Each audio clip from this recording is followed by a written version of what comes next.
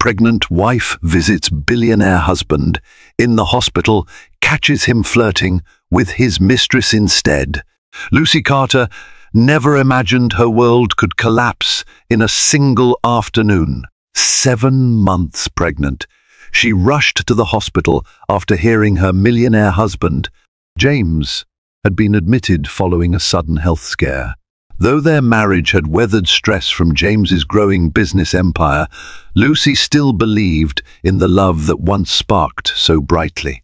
But stepping onto the gleaming hospital floor, she froze at the sight that shattered her remaining illusions. James, laughing softly and holding hands with his glamorous mistress, Alicia Freed. Heartbreak, betrayal, and fury erupted in Lucy's chest, igniting a storm that would change all their lives forever. Lucy Carter was no stranger to the complexity of appearances.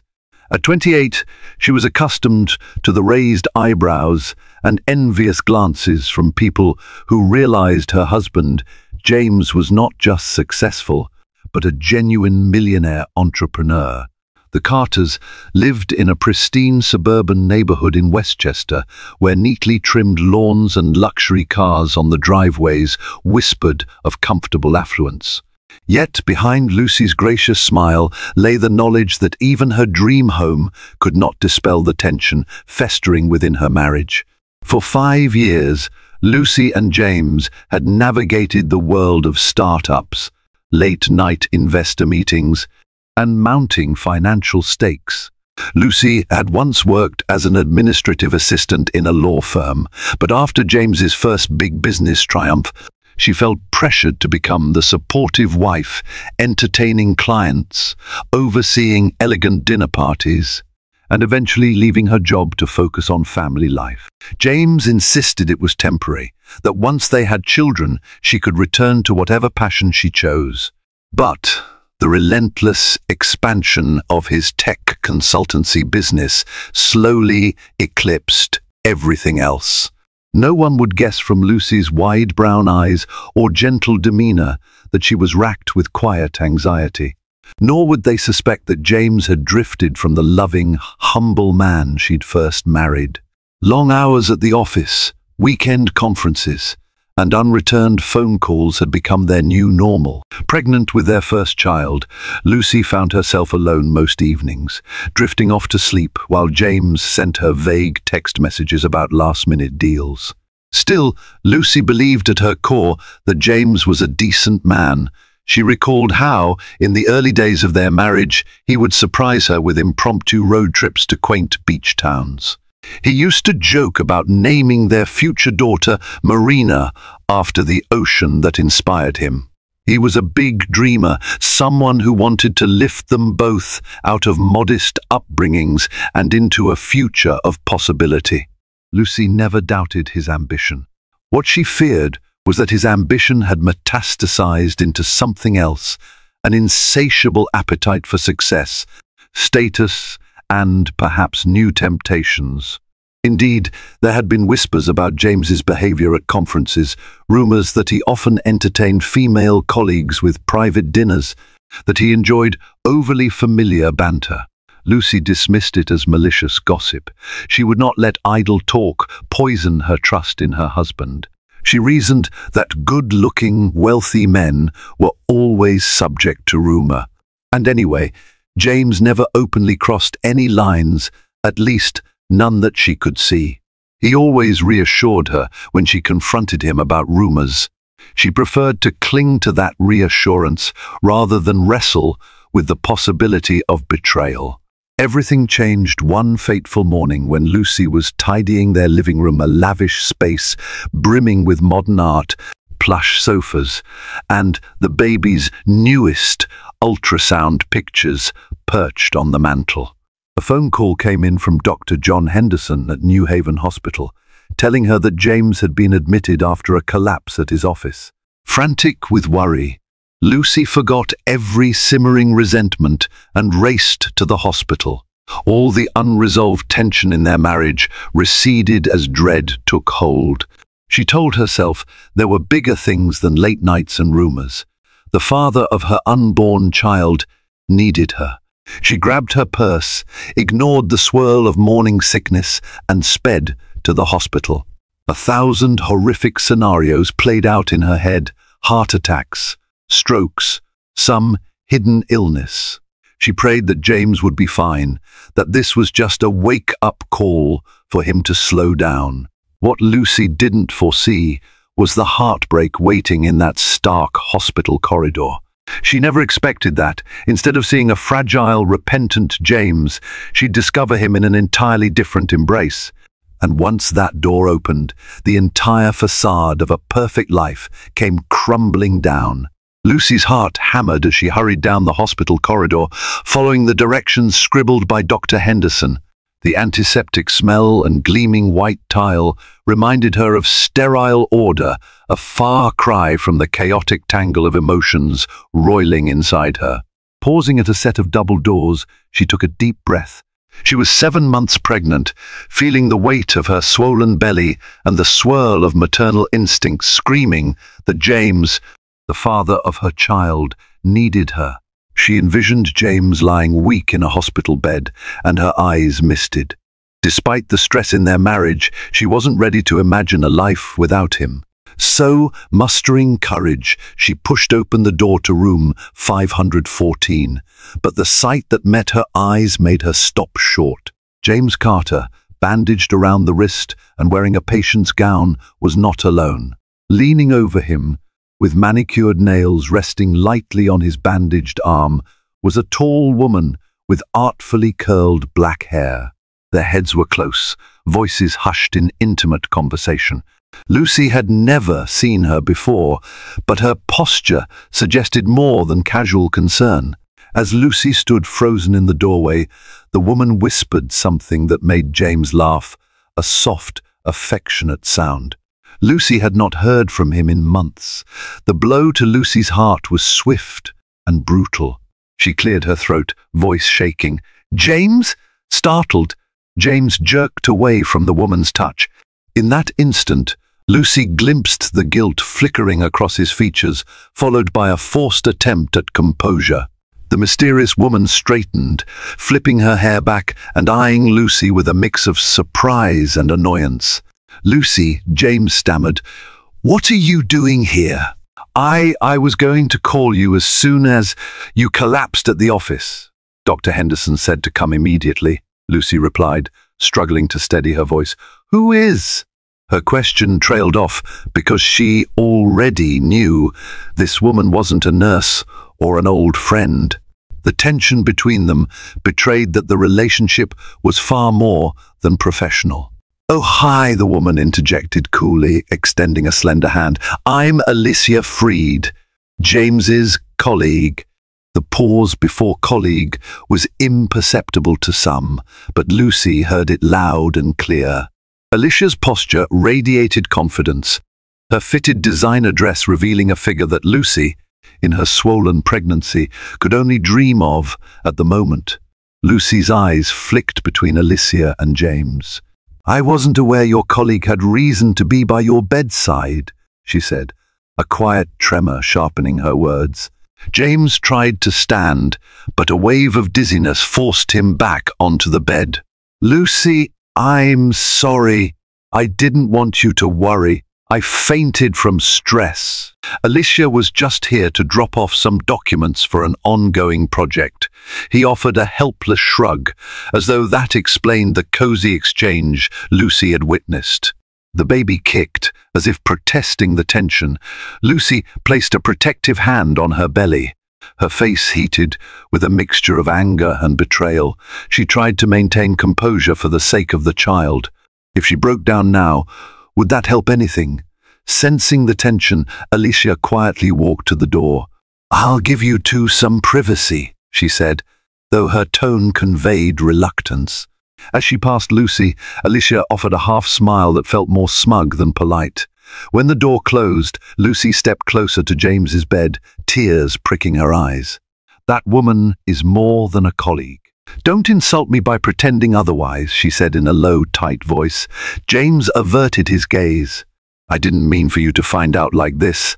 "How long?" Lucy's voice trembled. How long have you been seeing her?" His silence was answer enough. Lucy's entire being shook with betrayal. Memories of lonely nights, suspicious phone calls, and unexplained late returns flooded her mind. She realized with a sickening jolt that the rumors had been true. It took a near collapse for her to confirm it. She inhaled shakily, her face taut with pain. "You're in a hospital bed, and I discover you're intimately involved with another woman." "I can't even." Before she could finish, Dr. Henderson opened the door, concern etched on his features. He paused at the tension in the room, clearing his throat. "Mr. Carter, I came to check your vitals." "Mrs. Carter, is everything all right?" Lucy swallowed hard, forcing composure. "We're fine, doctor." She turned to James, voice steely. "We'll talk more later. For now, rest. I won't burden you with my presence." She pivoted and left, tears welling in her eyes as she strode down the hallway. Her heart pounded so fiercely that she feared it would bruise her unborn child. A single thought pounded through her mind: he betrayed me, and he doesn't even have the decency to hide it properly. Lucy Carter, the loyal wife who believed in second chances, felt her world tilt irrevocably. Only time would reveal whether she would remain standing in James's life or walk away forever. Lucy spent that afternoon in a haze, half numb and half raging. She drove home automatically, barely processing the route until she parked in front of their lavish Tudor-style house. The moment she stepped inside, the opulence felt like an insult: marble floors, gilded mirrors, custom furniture. All these things had once symbolized James's success and their shared dream of a prosperous life. Now, they felt like a hollow stage set for a marriage that was crumbling. Dropping her keys on a console table, Lucy pressed a hand to her belly and sank onto a nearby chair. The baby stirred again. A wave of guilt washed over Lucy. She was bringing a child into a home filled with secrets and mistrust. "I'm sorry, little one," she whispered, tears threatening to fall. "You deserve better."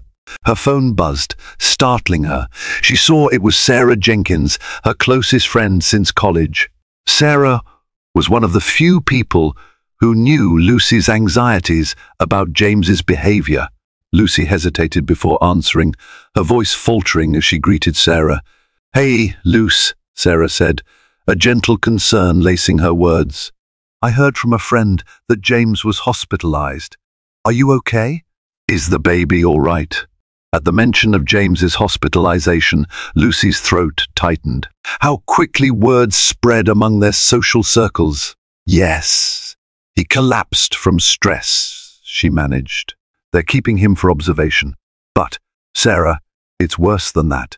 She recounted discovering James with Alicia Freed, how it felt seeing them intimately close.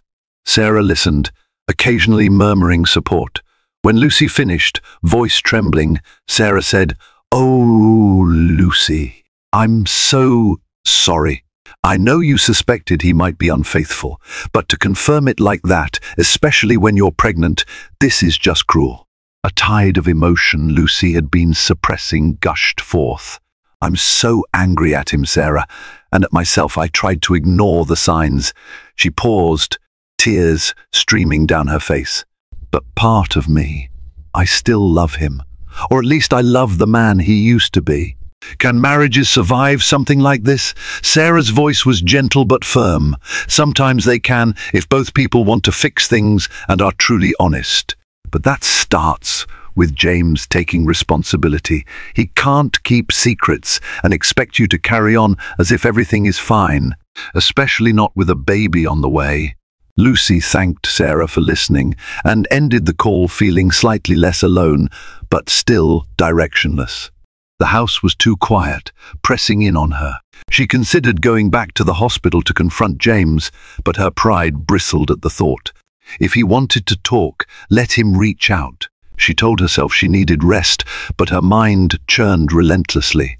That night, Lucy barely slept. She tossed in bed, remembering every sign she'd ignored: the affectionate text messages from unknown numbers, the mysterious jewelry receipts she once found in James's glove compartment, that he insisted were for a client appreciation gift. The memory made her chest hurt. She realized now it likely ended up on Alicia's wrist or neck. Over the next few days, James called multiple times, but Lucy let them go to voicemail. She wasn't ready to hear more excuses. She listened to one of his messages, her heart clenching at the sound of his weary voice. "Lucy, please. I need to explain. Alicia doesn't matter, she never did. I'm sorry." Yet no part of him mentioned regret that Lucy had found out, or regret for what he'd done.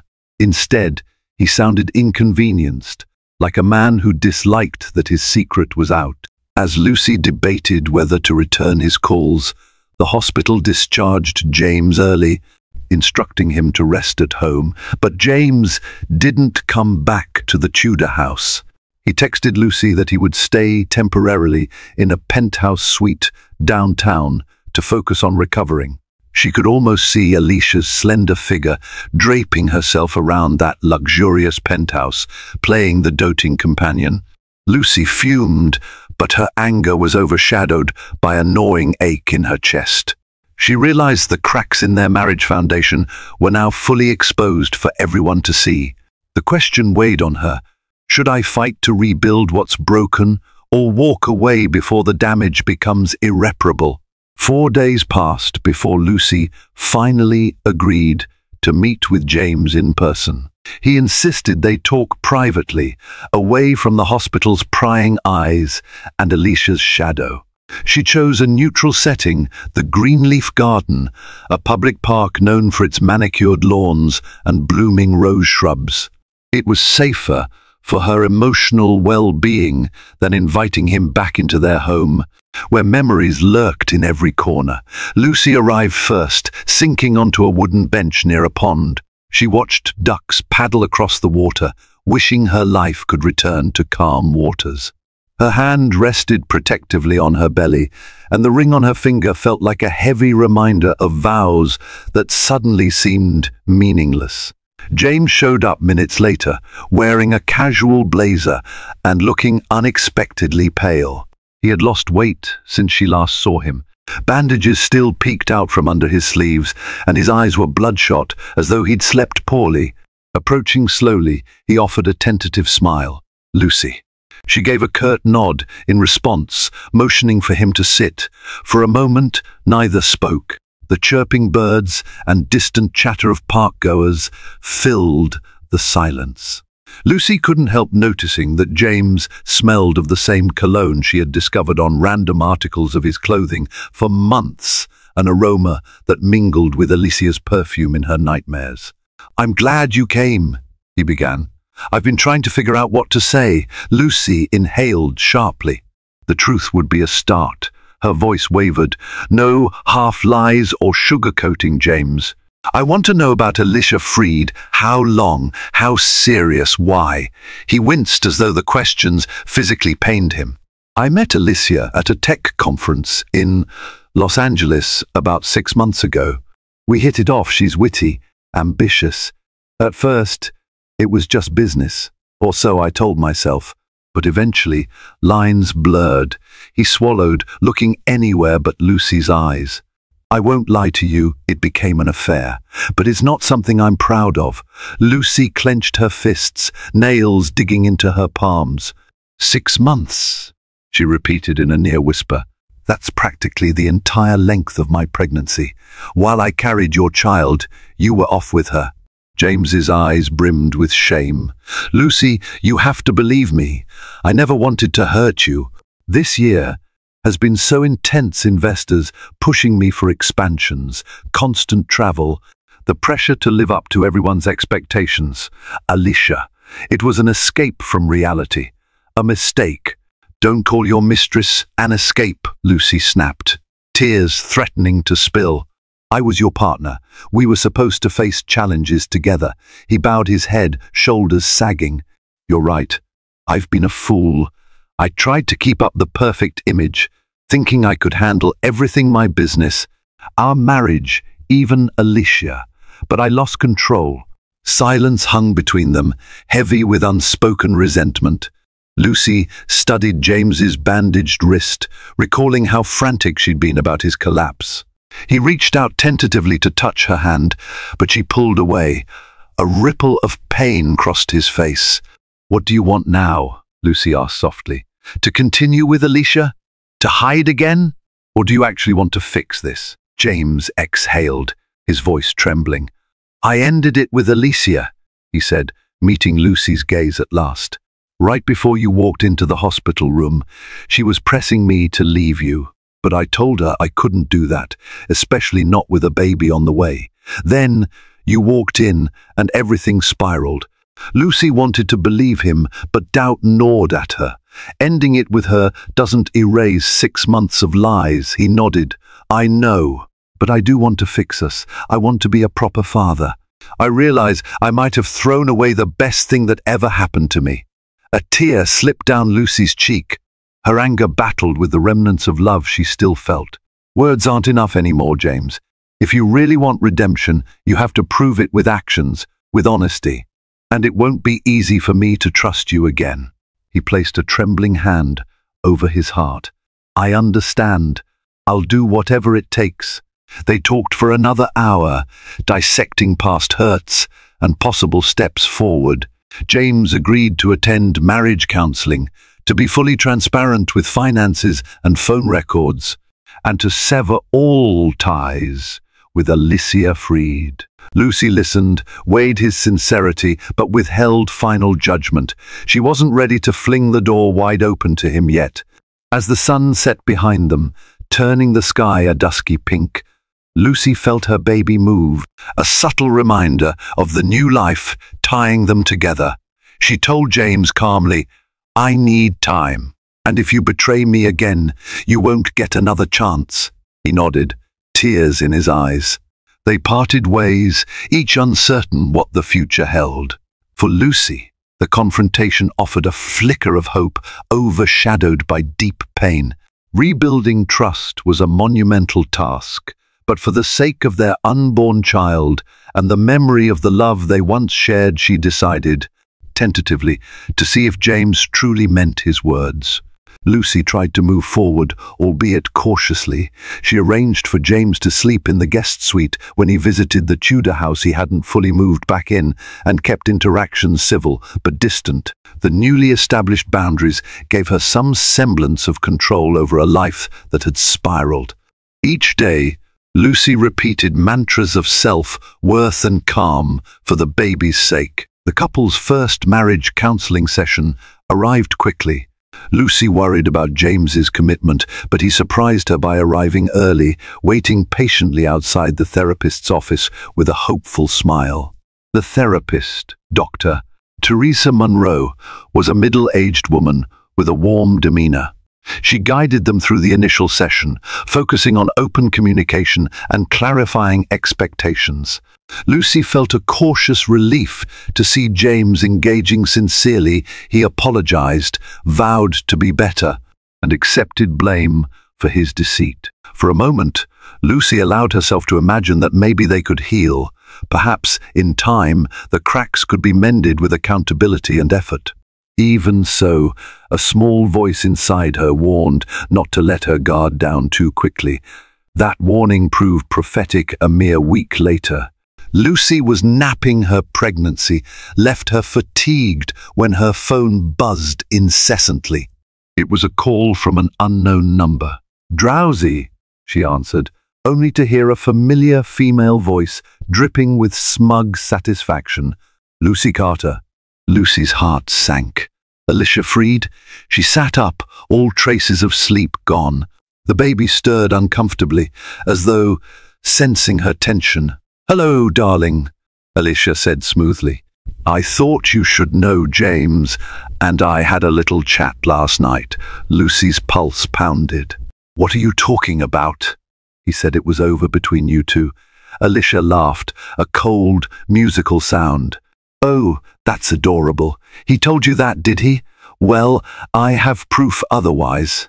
A pause, then a shuffle of background noise. "Let's just say I have pictures of James at my condo in Midtown. He dropped by to pick up some work documents. We ended up talking about old times. The way he sounded, you'd think he's unsure about your so-called reconciliation. Lucy's grip on the phone tightened. Could James have slipped back into Alicia's orbit so soon? Or was Alicia lying to sow chaos? Both scenarios terrified Lucy.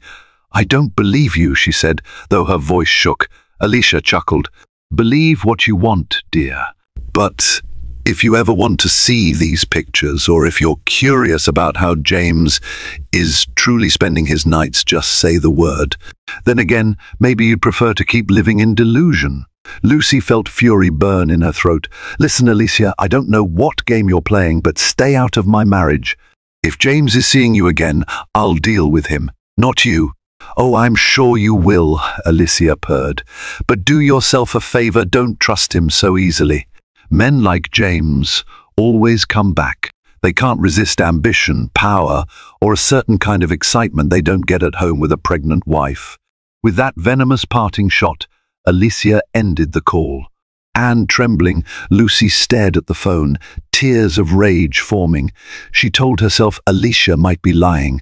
James had seemed genuine about changing, yet Alicia's mention of pictures unnerved her. She dialed James's number. No answer. She texted him, but received silence in return. Each passing minute of no response heightened her dread. When James finally returned her call hours later, Lucy was nearly frantic. "Why didn't you pick up?" "Alicia called me. She claims you visited her condo." "Is that true?" He sighed on the other end, sounding weary. "Lucy, yes, I went to her condo to retrieve some client documents. But that's all.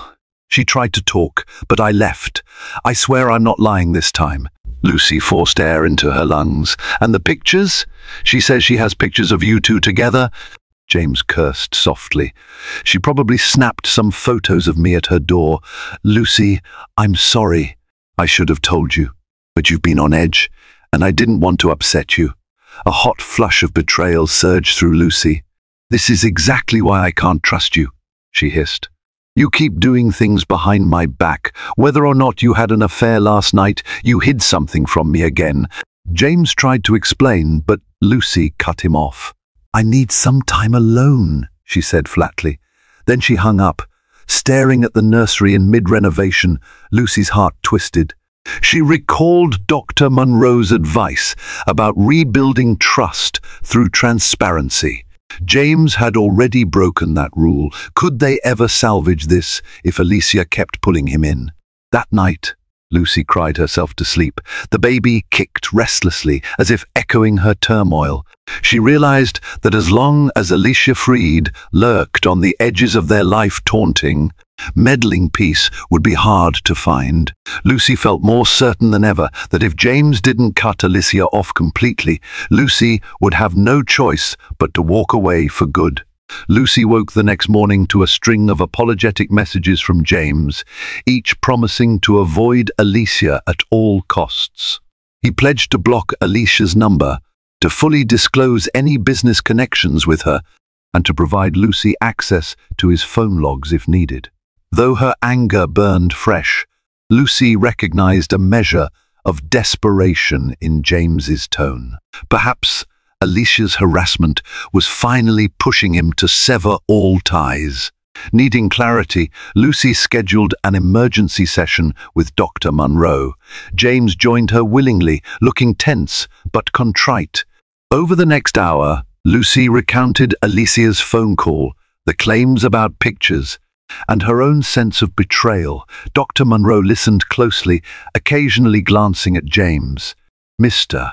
Carter," she said evenly, "you say the relationship with Alicia is over, but you still had contact with her. Even if it was for business documents, Lucy's trust is understandably fragile. Why didn't you tell her you went to Alicia's condo?" James rubbed his forehead. "I was afraid of Lucy's reaction. I know it was stupid to hide it, but Alicia texted, saying she had a critical file related to an important investor meeting. I felt cornered." Dr. Monroe nodded. Avoiding Lucy's reaction only escalated her fears. For trust to regrow, you need total honesty.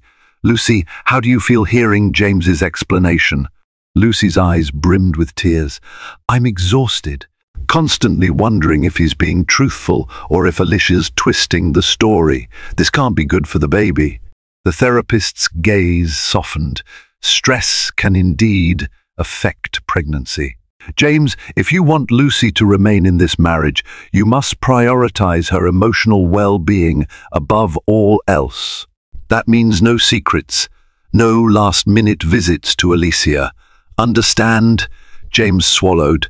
Yes, I understand. I'll do anything. They left the session with an uneasy truce. Over the next 2 weeks, James made visible efforts. He spent evenings at the Tudor house, cooking Lucy dinner and accompanying her to prenatal checkups. He offered to show Lucy his phone anytime she asked, though she rarely did, feeling guilty about turning their marriage into a surveillance state. Still, his gestures provided a tenuous sense of security. He also arranged a formal statement to Alicia, with Lucy present, telling Alicia to refrain from contacting him unless absolutely necessary for business. Alicia's voice dripped with sarcasm on the call. Oh, so the wife's listening in now. But James held firm, stating calmly that he was committed to Lucy and their unborn child. When the call ended, Lucy felt a surge of hope that maybe, just maybe, Alicia would back off. With that, a semblance of normalcy returned. Lucy's baby bump was now quite pronounced, and she found James's newly attentive behavior comforting. They revisited old joys, watching late-night comedy specials, reminiscing about how they fell in love. At times, Lucy almost believed they had turned a corner. She still fought moments of insecurity. Was he truly done with Alicia, or simply more careful? But for now, she chose to accept the peace on offer, lest stress overwhelm her. One afternoon, Lucy decided to share the baby's ultrasound pictures on social media. She posted a sweet caption about the baby girl they were expecting, garnering supportive comments from friends and family. James even commented with heart emojis. The warmth of well wishes soothed Lucy's battered heart. Yet, in the back of her mind, Alicia's mocking voice lingered.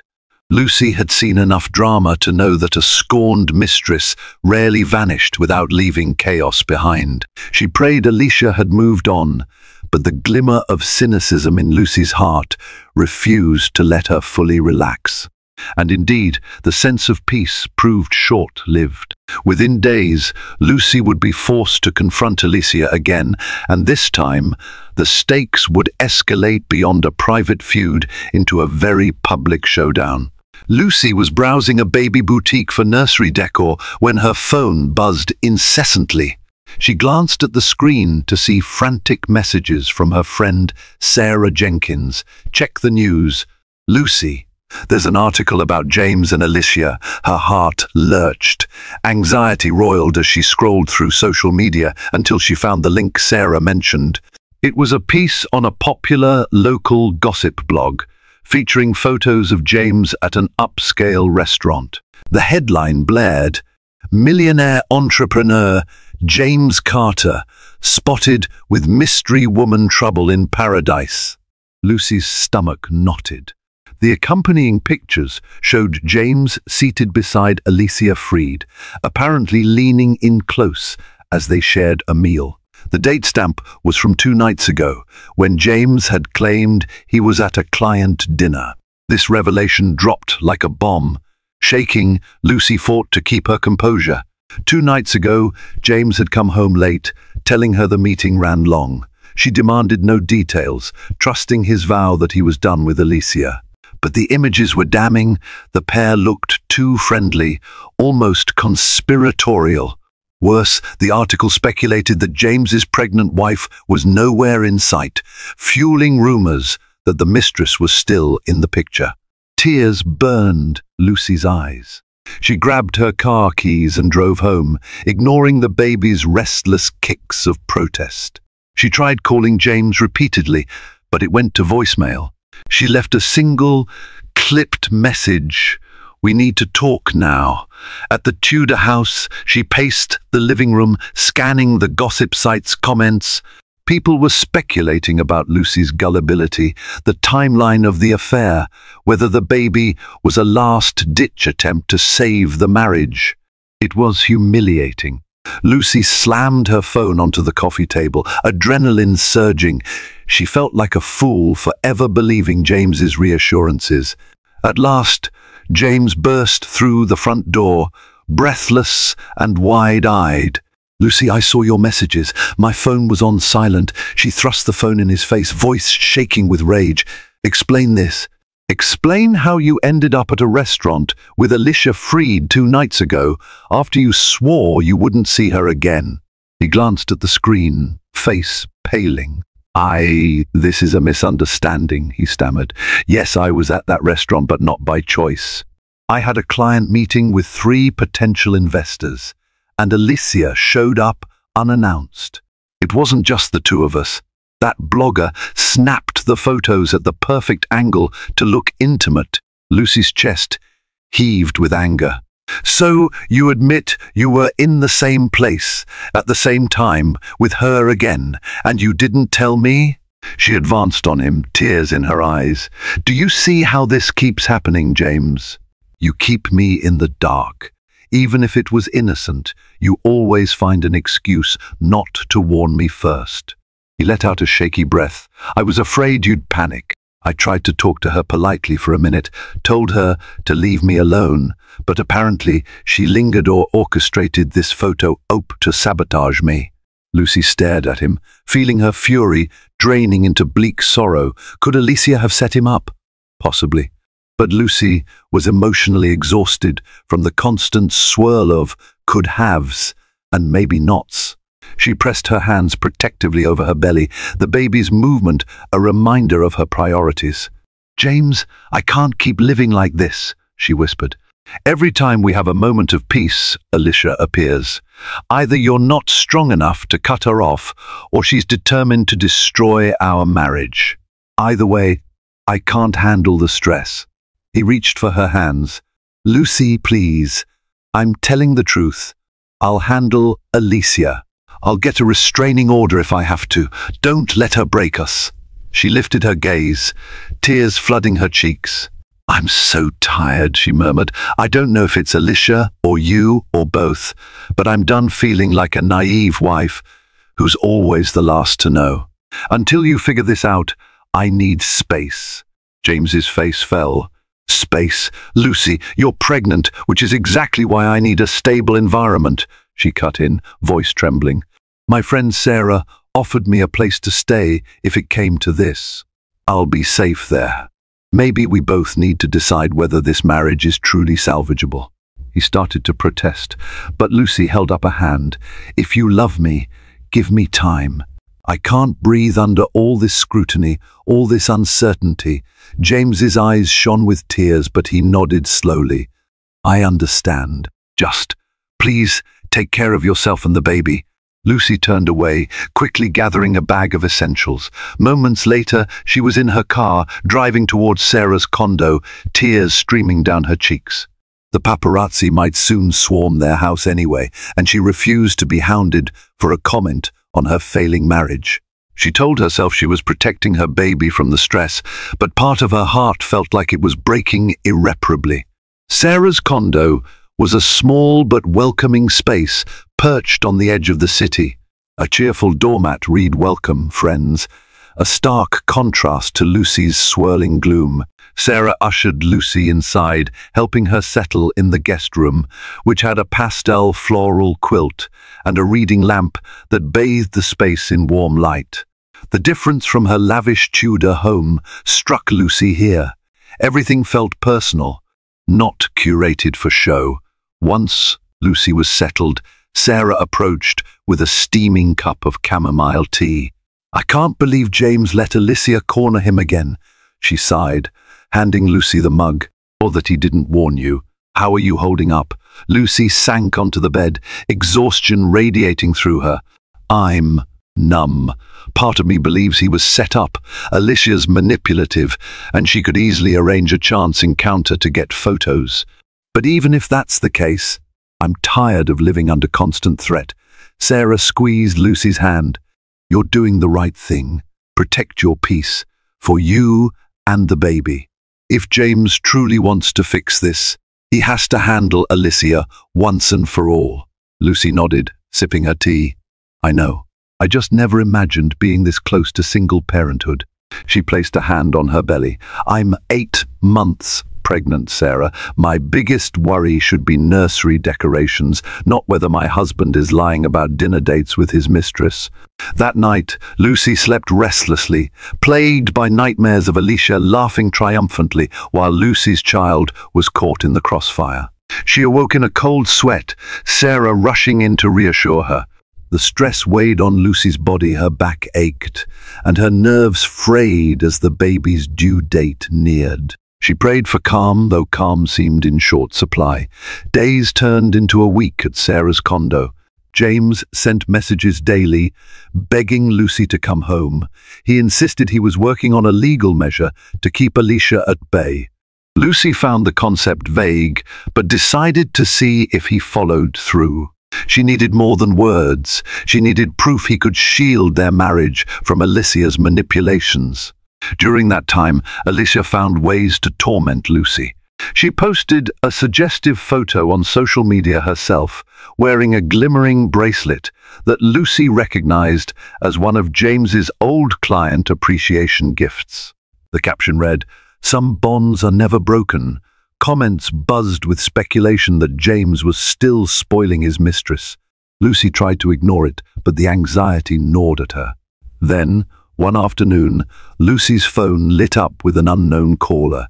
She braced for Alicia's voice, but instead, a tired, defeated-sounding James greeted her. "Lucy, it's me. I've done it.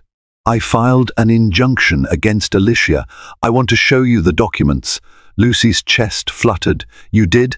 How did that work?" James explained he had engaged an attorney, Karen Delaney, who specialized in harassment claims.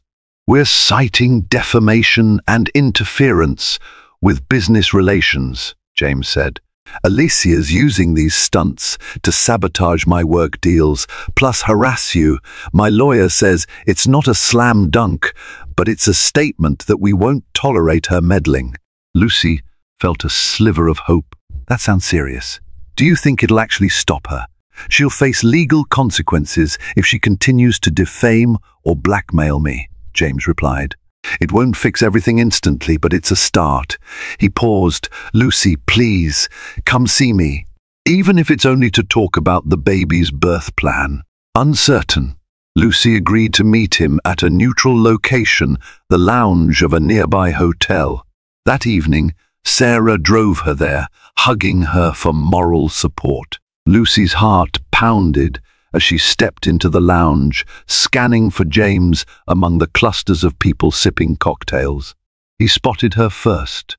Rising from a table by the window, he looked weary but relieved. He offered a faint smile, then slid a folder toward her. Inside, Lucy saw the injunction documents, complete with a restraining order request if Alicia continued her behavior. For the first time in weeks, Lucy felt that James might be taking tangible steps to defend their marriage. They spoke for hours. James repeated his remorse, describing how Alicia had manipulated him with promises of insider deals. Lucy listened, unconvinced but acknowledging the magnitude of what he'd done. No man so deeply entangled with a mistress would go this far unless he was serious. By the time they finished, Lucy was drained, but felt a tiny spark of renewal. She needed more than a legal paper, though. She needed a demonstration of unwavering devotion. "Show me, James," she whispered, her eyes misting. "Show me I'm not making a mistake by giving you another chance." He reached across the table, gently covering her hands. "I promise, Lucy, I'll show you. I want to be a real husband again and a father."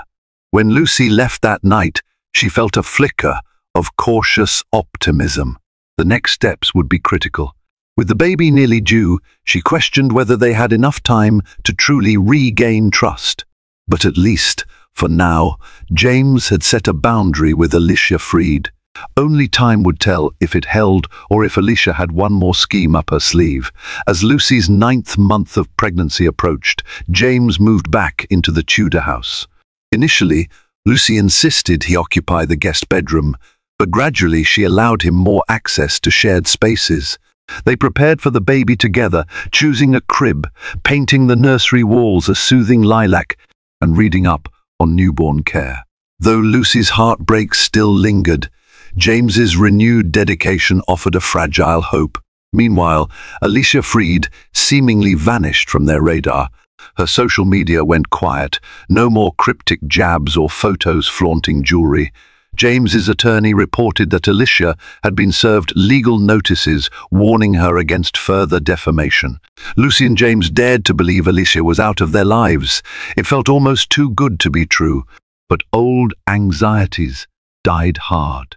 Late one evening, Lucy lay awake in bed, the baby pressing against her ribs, uncomfortable Braxton Hicks contractions stirring. James slept in the guest room, exhausted from a grueling day of investor meetings.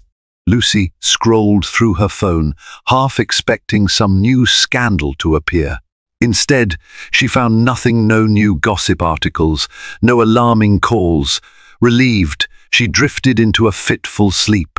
The next morning, Lucy awoke to a frantic knocking at the front door. She hurriedly wrapped a robe around her expanding waist, then willed herself calm as she opened it. A courier stood there, holding a large envelope. "Delivery for James Carter," the courier said, handing it over. Lucy thanked him and shut the door, a sense of dread creeping in. James, bleary-eyed, descended the stairs. "Who was that?" "A courier," Lucy said, brandishing the envelope. It was unmarked, except for James's name, scrawled in a messy script. "Should I open it?" He nodded, worry etched on his face. Together, they pried it open to reveal a stack of glossy photographs. Lucy's heart plummeted. Each photo depicted James in compromising positions with Alicia, some older pictures from hotels, others more recent. Lucy felt her cheeks burn as she noticed timestamps that extended well beyond the date. James claimed to have ended the affair. Some pictures even suggested Alicia and James had been together after Lucy discovered them in the hospital. Lucy's breath caught, a strangled sob escaping. "These can't all be real," she whispered, eyes darting to James. "You said it ended 6 months ago. These timestamps show less than 3 months ago, 2 months, even a month. Did you see her again?" James's face blanched. "Lucy, I swear I have no memory of some of these. They might be doctored. Alicia's trying to set me up. She must be desperate." Lucy's tears spilled over. She had no idea what was real anymore. "James, after everything, I gave you the benefit of the doubt. If any of these are real, if you slept with her even once while lying to me," her voice broke, fury and grief mixing, "then I'm done, absolutely done." He rummaged through the photos, cursing under his breath. "I recognize that hotel suite. Alicia invited me there under the guise of a business deal months ago, long before the hospital incident. She's messing with the dates. Look, some timestamps are blurred or cut off. This is a sabotage attempt." Lucy wanted to believe him, but the avalanche of images hammered her fragile trust. She stormed upstairs, tears blinding her. James followed, pleading for a chance to prove the photos were doctored. "Karen Delaney can check authenticity," he insisted. "Lucy, please." "I wouldn't risk everything again." Locked in the bedroom, Lucy pressed a hand to her belly, feeling the baby stir anxiously. "Leave me alone," she said through the door. "I need time to think." James hammered softly on the door.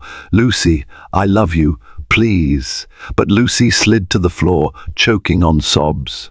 Could Alicia be so vindictive as to create fake evidence, or was James lying yet again? The swirling uncertainty tore at Lucy's heart. She glanced at her phone, noticing a text from an unknown number. "Have you seen the pictures yet? They're just a taste of what's to come if you don't walk away." Lucy nearly dropped the phone. Alicia was truly out for blood, or horrifyingly, was Alicia truly confident about the affair continuing? All Lucy knew was that her child was due any day, and instead of feeling joy and anticipation, she felt dread. She realized she couldn't keep subjecting herself and her baby to this toxic spiral.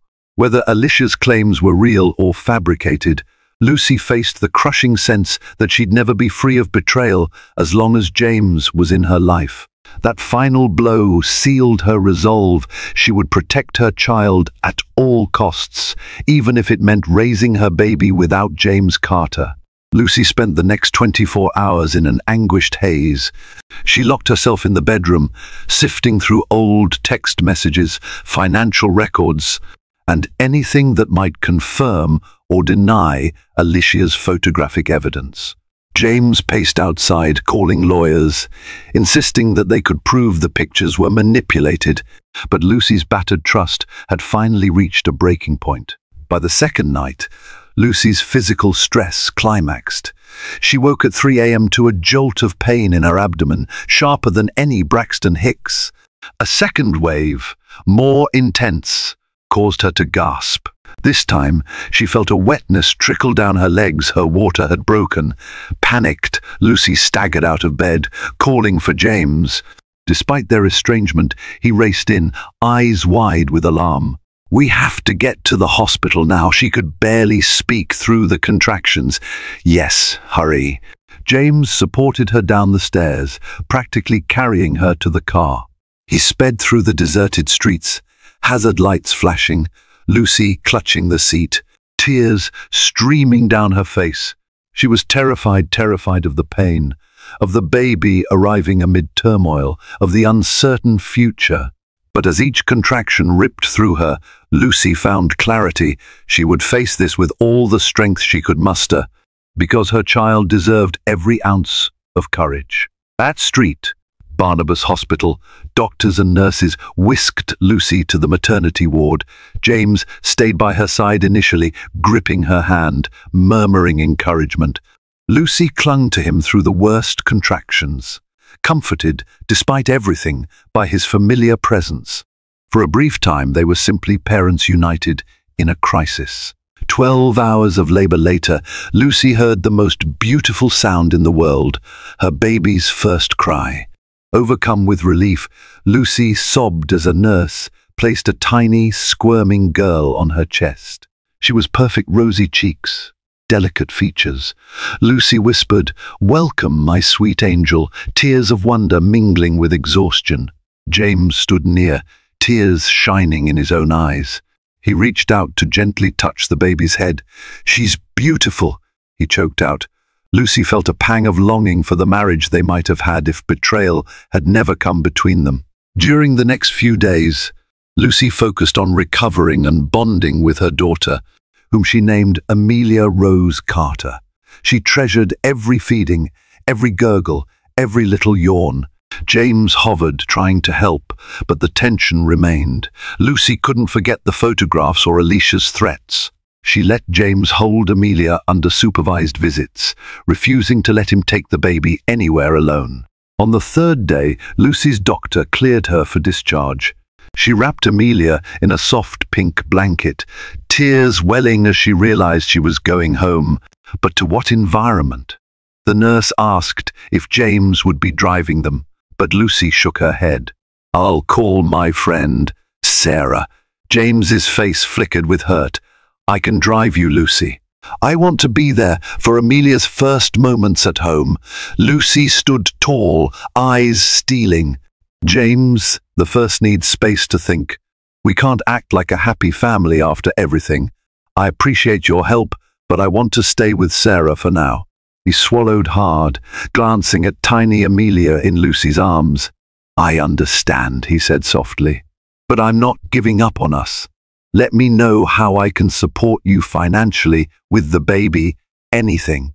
She nodded briskly, fighting the urge to break down. Sarah arrived moments later, and Lucy, cradling Amelia, walked away without looking back. In that moment, she felt heartbreak and empowerment coalesce. Yes, she was stepping into single parenthood's unknown territory, but she was also freeing herself from living in fear of Alicia Freed's next move or James's next betrayal. In Sarah's car, Lucy gazed at Amelia's peaceful face. The baby seemed unaffected by the chaos around them, content in her mother's arms. Lucy kissed Amelia's forehead, whispering, "It's just us now, sweet girl. I promise to give you the world, no matter what." As they pulled away from the hospital, Lucy felt the first stirrings of a new dawn in her life, one defined not by illusions, but by fierce love and unyielding resolve. Thank you for following Lucy's harrowing journey through heartbreak, betrayal, and a powerful rebirth of self. Despite the shock of finding her millionaire husband flirting with his mistress in a hospital room while she was pregnant, Lucy discovered an inner strength she never knew she possessed. Her story shows that even when love sours and illusions shatter, a new dawn can emerge from the darkest nights. With her newborn daughter, Amelia, Lucy forged a future built on honesty, self-respect, and unwavering maternal devotion. If you were moved by Lucy's dramatic story, please tap that like button to show your support.